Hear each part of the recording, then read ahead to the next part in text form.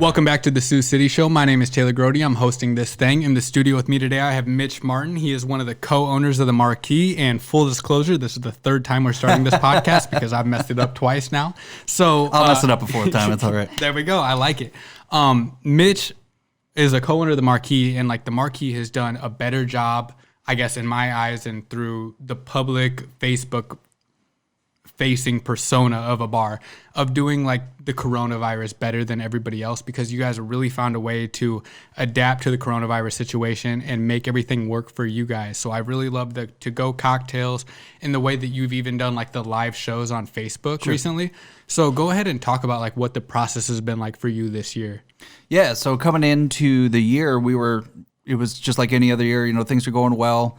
We were booked out for 6 months, which we're normally booked out for 3 months, entertainment schedule wise.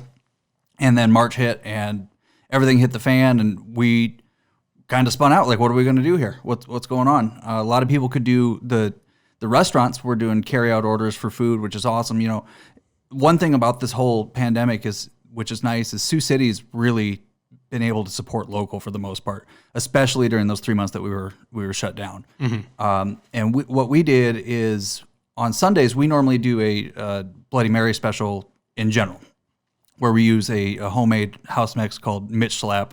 I'm Mitch. We slap it.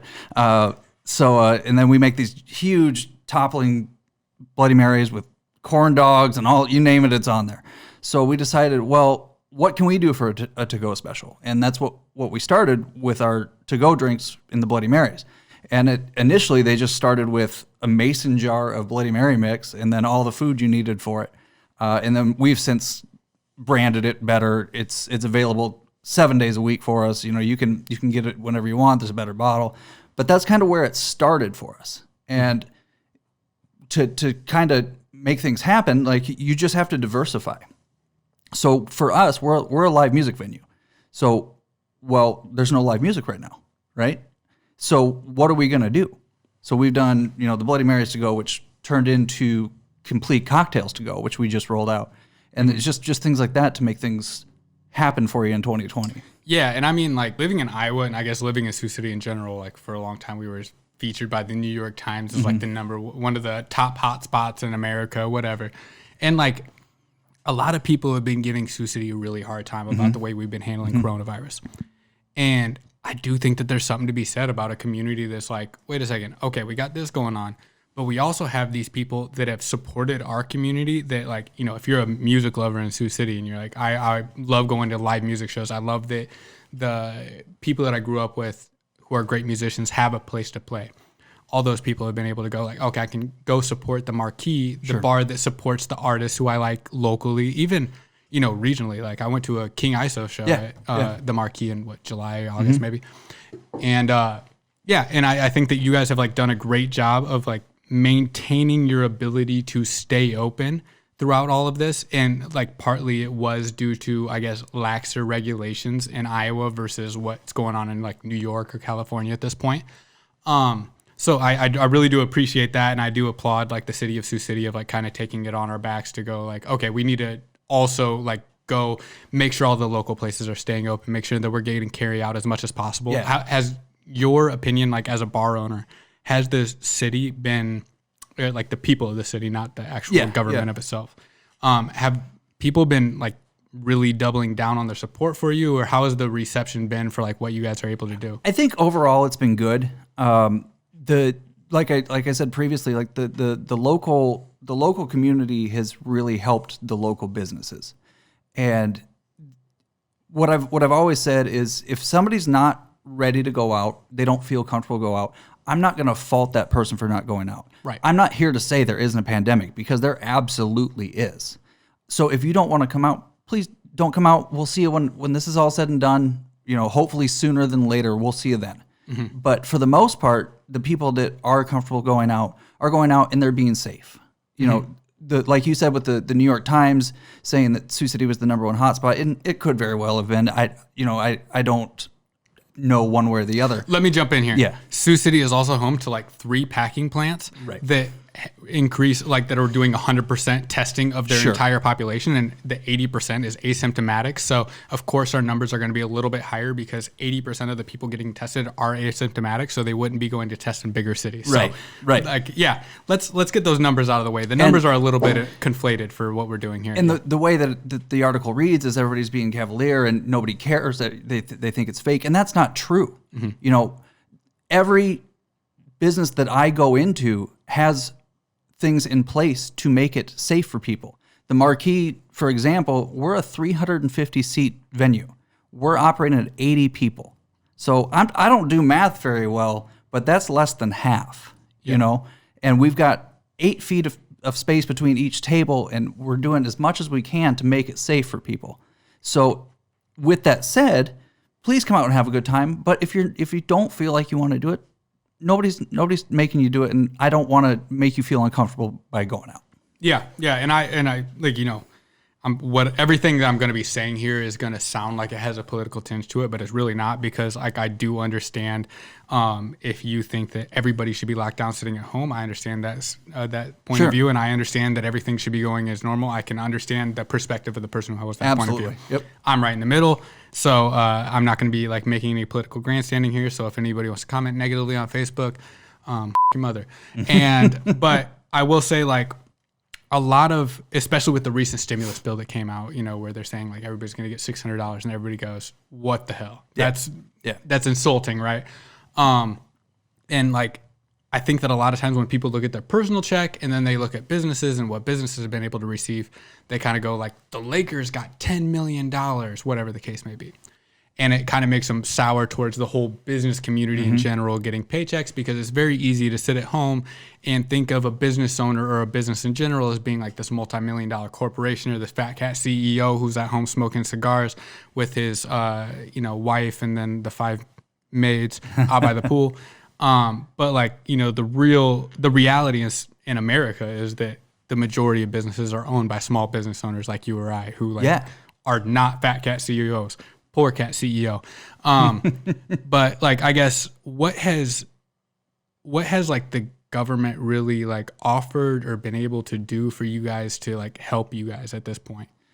You know, and you don't have to be like, you don't have to say great things about the government, because I'll say right now, like I lost tens of thousands of dollars right away in March. Right. And what that did was take away my personal income and the income of my employees. Sure. Like, so absolutely straight up, like, So there's been some grants that have come along, and there, you know, the PPP, the Paycheck Protection Program. We didn't take advantage of the PPP the first time around because it just didn't make sense for us, but it's made sense for a lot of people. So there's nothing knocking that, and you know, the grants that have come along. But at the same time, those grants, you know, if you get, I'm just throwing a number out. It's, you know, say you get $5,000, that doesn't go a whole lot of, you know, a whole long ways, because rent doesn't stop, utilities don't stop, you know, the bills don't stop. That money you get is going to go to the wayside real quick. Yep. And I think I'm probably in a position that's very similar to where you're at, where it's my personal income on the line, it's the survival of my business on the line, but I also really give a shit about the people who come to work for me. Yeah. I really give a shit. So like, honestly, right away in March, all of my decisions were based upon like what's best for them. Sure. And when it came to the Paycheck Prevention Program, a lot of people don't realize this. They see like, oh, these companies got X amount of dollars from the government, but they don't realize like, I think 4,000 of that was forgivable, but the rest is going to be deferred taxes. Right. And then I started looking at like, okay, so that's a Paycheck Prevention Program. It's meant to keep my employees on staff.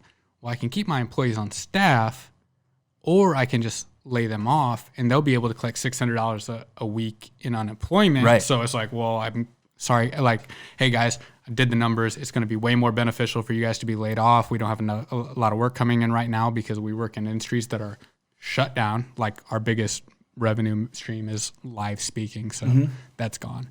But yeah, it's like, as business owners, I think that like there's this weird thing that's going on where both sides are kind of using us as like scapegoats. Is like the left is going, the business owners are getting everything, the people aren't getting anything, and the right is going, we have to keep the business owners in in business so that all of the rest of society is not getting anything. And unfortunately, sorry to interject here. Unfortunately, and I like to call myself apolitical. Like I don't give a shit one way or the other what you think. You know, I might have my own beliefs, but I'm not going to tell you what they are, and I'm not going to impose them on you. Mm-hmm. I wouldn't listen anyway. So Thank go you. ahead. Please. I don't want you to listen to my beliefs. Maddie over here is always telling me, she says, Mao's the only option. We need to all be communists. This is Chinese agricultural revolution. I say, shut up, Maddie.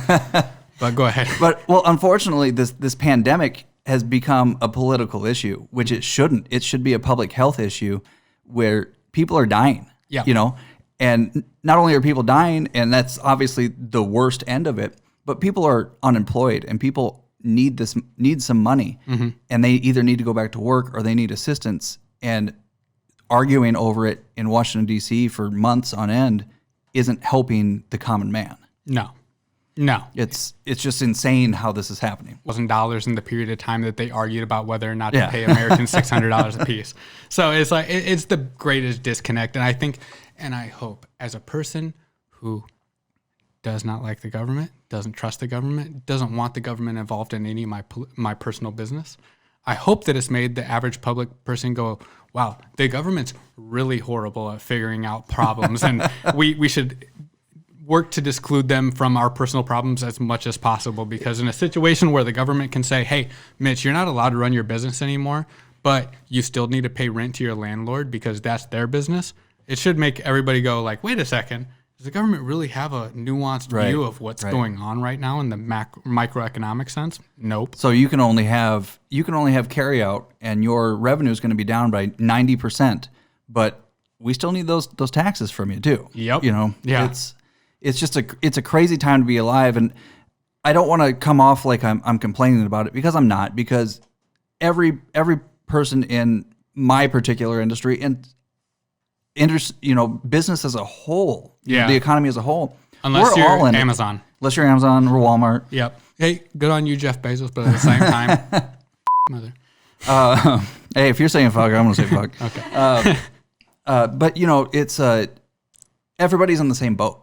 So we're all in this together. It's just how are we going to get out of this together? Yep. Yeah, and I think that's like, it's actually been, I'm going to just take the perspective of Sioux City because that's where I've lived for this whole pandemic. That like we have gotten a bad rap nationally. Like just the way that we've done things has been painted as negative. Kim Reynolds has been painted as very negative from the start. And whether or not you're on board with what she's done, that's fine, right? But I think that like I've seen the people of Sioux City go, wait a second, my neighbor, my buddy, my family member owns a local business, and I've seen the way that they're getting dicked in this whole situation. That like if this was my first year in business, I would be out of business today.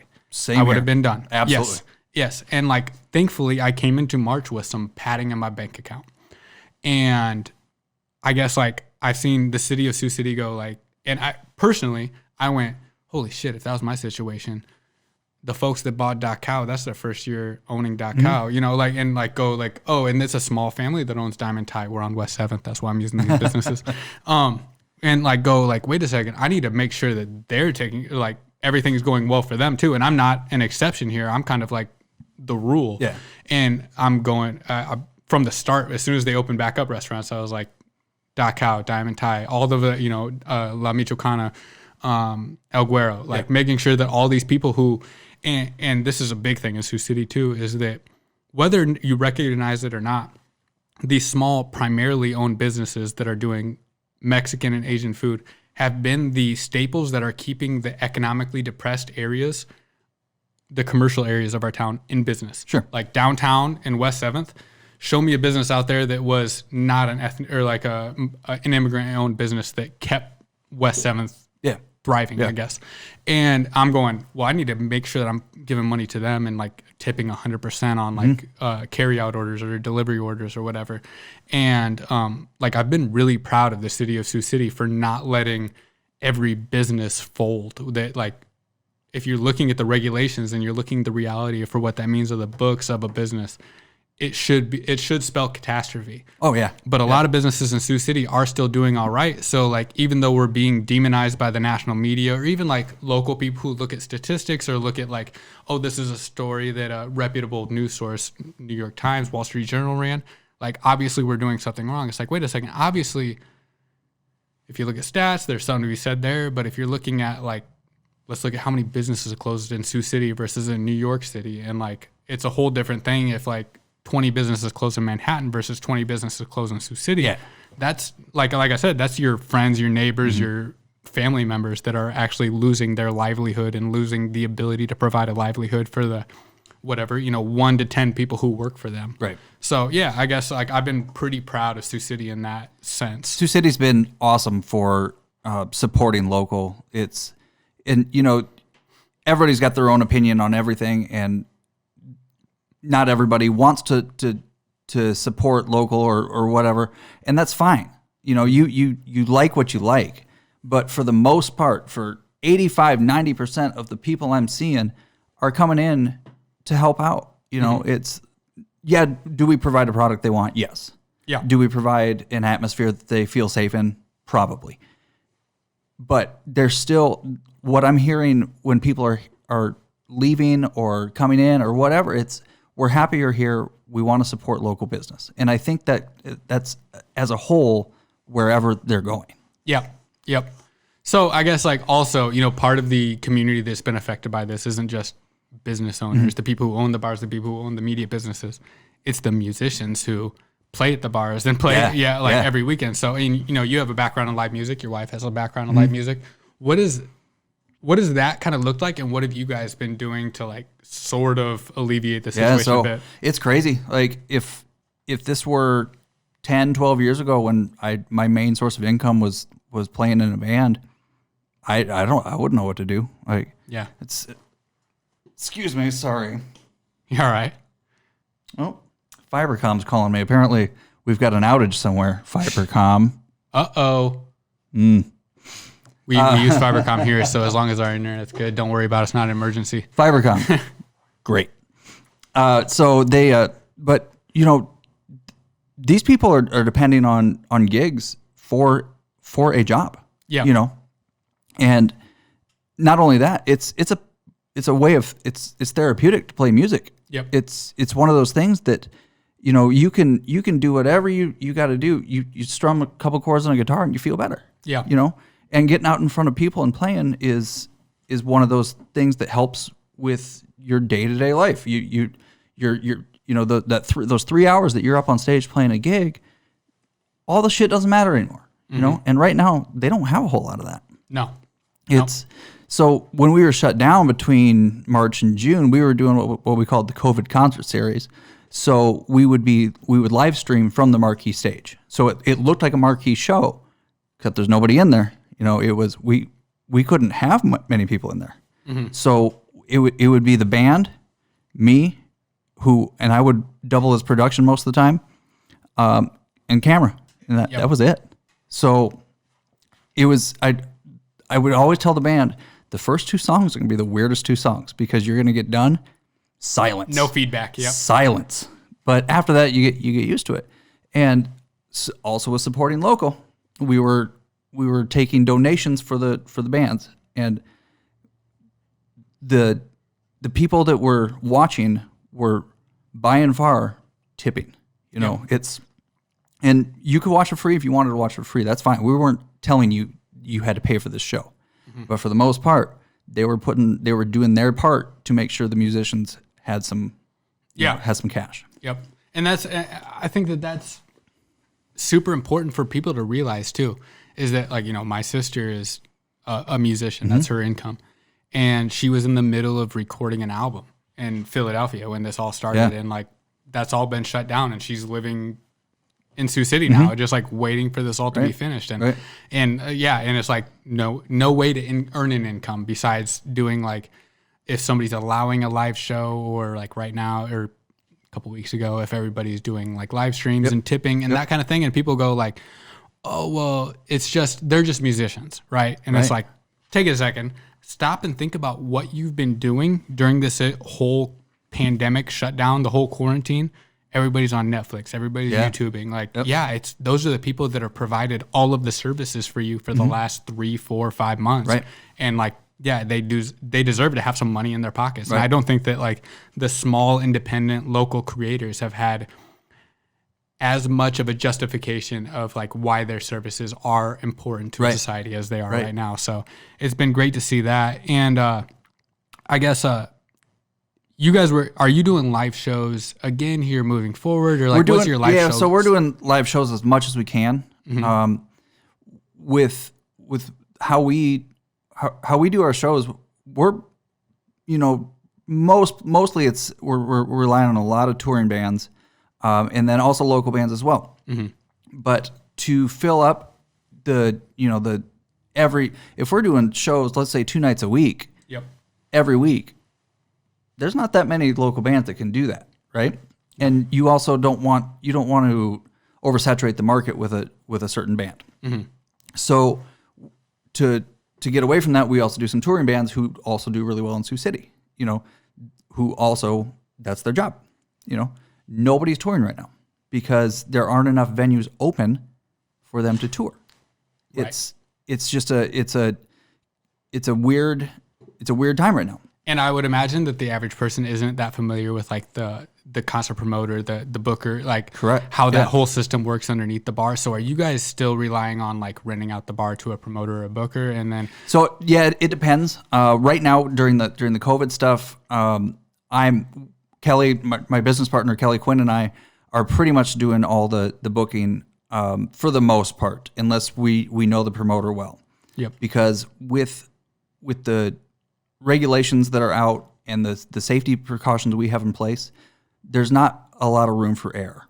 So if somebody comes in and they sell 200 tickets and we can only fit 80 people in, that's us that looks bad. Right. So we're kind of doing that. But in the past, we have worked with other promoters. And that's not to say that we're not working with promoters now, because if we know a promoter and we work together and we trust each other, absolutely. I'd imagine with like the volatility of everything right now, like the last time that Kim Reynolds did the bar hour shutdown, basically it had 24 hours notice before you were expected to change your regulations. So we had 24 hours notice and then we were going to be shut down by 10 o'clock every day, which I don't know. I'm sure you've been at a bar before 10, but mostly the money making hours are between 9 and 2, right? So with that, it's hard to pay a band. It's hard to pay your staff. At least I can't speak for other bars, but for us, we had to cut staff. We were doing shows at 7 o'clock, but it was, it's with them saying, don't go out past 10, blah, blah, blah, blah. It's, the numbers went down. Yeah. They definitely went down. I think it was the same case too for America's favorite bar, Applebee's. They had no problem with being shut down by 10. They were like, we're trying to get them out of here by now anyways. Let's go. Yeah. Every mom and dad in here got a Bud Light with their meal, so we're done. Nah, I'm just playing. But I guess like what do you think is like the best solution? And this is, I don't want Mitch to be judged as a public health expert. And here, I'm not. But what does like the best solution as far as bar owners, business owners, the restaurant owners, because you guys are, I think that everybody can agree that bars and restaurants are being controlled the most of what you're allowed to do right now. And Nick, you've seen the situation in New York where they say 1.6% of cases are being spread by bars and restaurants, and 75% are being spread by people hanging out at their houses. So like, what do you feel like is the best course of action for you as a business owner to be able to stay afloat and like even maybe turn a little bit of a profit in the next few months? It's tough. You gotta do what's best for your customers. You want them to be safe. You want them to feel comfortable. At the same time, you also want them to have a place that they can go to next year or the year after that. And it's a fine line that we're walking. We don't want to. Even if they said go to max capacity right now, I still wouldn't feel comfortable 350 people in the bar right now. No. Because this is a real thing. yeah, if there's 350 people, the likelihood of spreading the virus is a lot higher. And we're comfortable with like your 48, 75, whatever he said he was. Yeah. 36. I'm 30. Like we're both like pretty like middle of the road, man. Like I'm personally not worried about it. I guess that most of the people who are coming to shows and coming to bars aren't worried about it for their personal health reasons. Sure.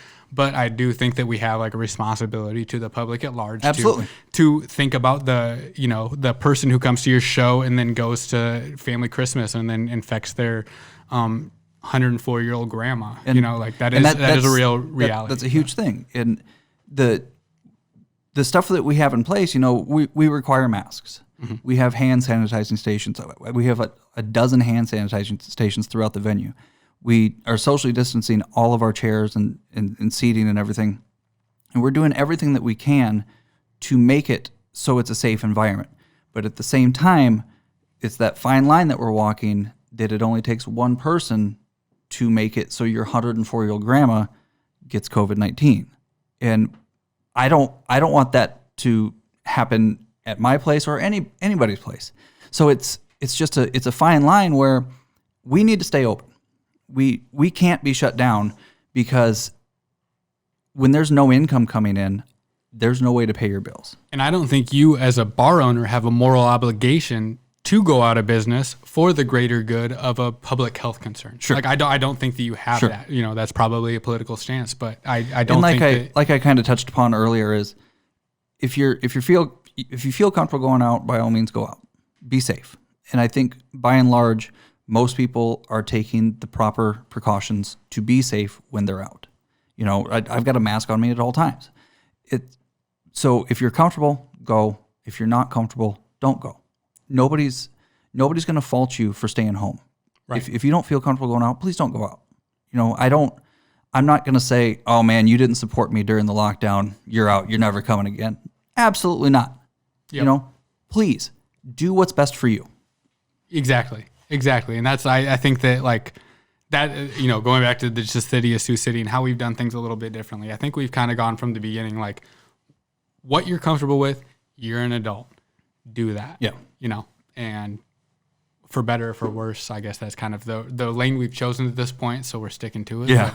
I like it. But yeah, I mean, I don't want to, you know, make you drag on too much and talk about the perils of being a bar owner and during the worst year to be a bar owner since it's Christmas Eve. I got nothing else better to do. Hey, this is Christmas Eve, by the way. This will be coming out probably next week. But yeah, I really appreciate like you being able to share that perspective because I've got a bunch of gripes as far as like what the government's done to our business and our livelihood during the last few months. And like, you know, I'm finally kind of bouncing back. Well, especially, you know, you're in the same boat. You're in production and, you know, between Marquee and I also run a production company. It's for you know, live audio.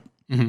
That was gone this summer. I was able to pick up a few gigs, but by and large, it was gone. Last year, about 80% of my revenue came from live speaking. Sure. So so it's gone. Yeah. But yeah, it's been a hell of a year to like figure out other ways to go with the business and like figure out, and I guess that's to reiterate. That's what I loved about what the Marquee's doing, is like. It's very easy to play the victim. It's very easy to say, like, the government did this. We had no choice. We had no other options. We went out of business. But what the Marquee has done has created, like, okay, well, Kim Reynolds says that we're allowed to do to-go cocktails.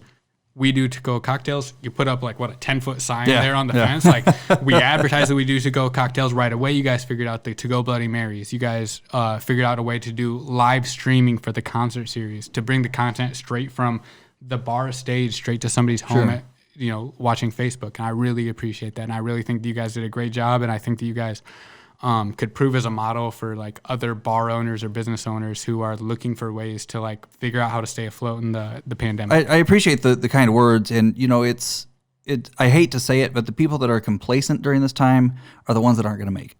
Yeah. You know, unfortunately, that's just how it is. So if you lose your normal revenue source, you need to figure out a way to make a new revenue source. Right. Our normal revenue source was live music. It was gone. Mm-hmm. So you just got to roll with things. You got to roll with it and make it happen. I've got a 1-year-old son and a pregnant wife at home. I need to provide for my family. You got nothing but problems. Oh, you're telling me, man. No offense, Emily. And Kelly's got 3 kids at home and another business, and you have to roll with the changes to make things work. Otherwise, it's not going to work. Yeah, and that's I've been blessed to.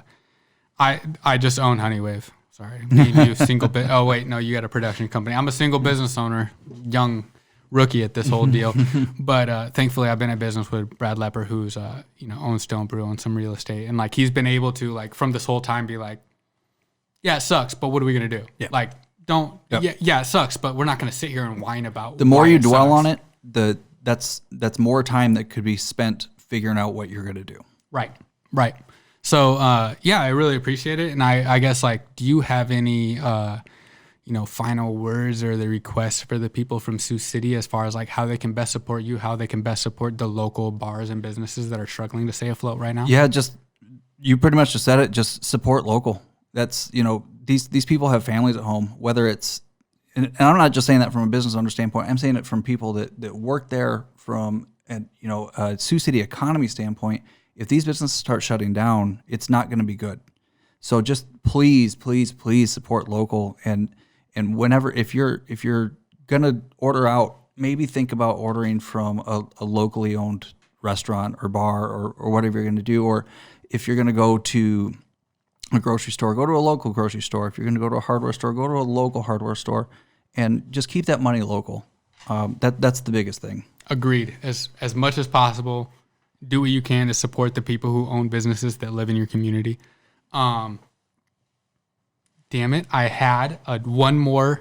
Thought about it. Okay, so like I really do like to have people talk about what they think is the most slept on thing in Sioux City. So that's usually like I love to just throw out the bike trail or restaurants that I like. But right now, with what you're with what you're a subject matter expert on, what is one local musician or group that you think that is not nearly as adored as they should be? Ooh, I'm going to get in trouble on this one, but there's a lot of them. Yeah, okay, so I will take this for you.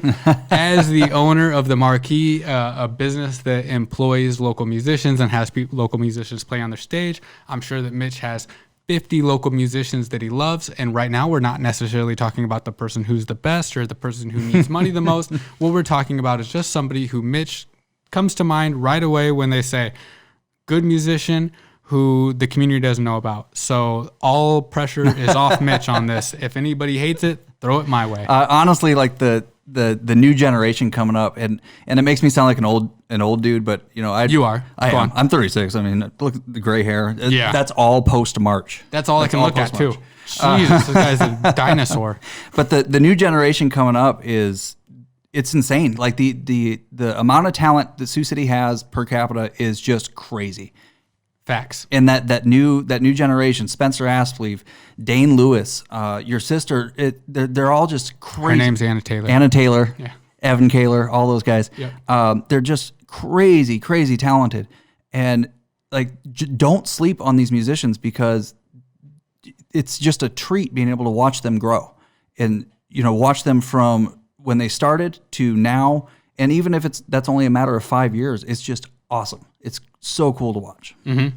I co-sign. I like it. All right. And I think that, if you're good to go, then I think that we've covered all we need to here. I want to let you guys just know, Sioux City businesses are doing the damn thing. Sioux City businesses are staying afloat, and they could use your support to continue staying afloat as far as this goes on. Yeah, Sioux City's going to make it through this. I like it. I love it. And until the next time, this has been the Sioux City Show.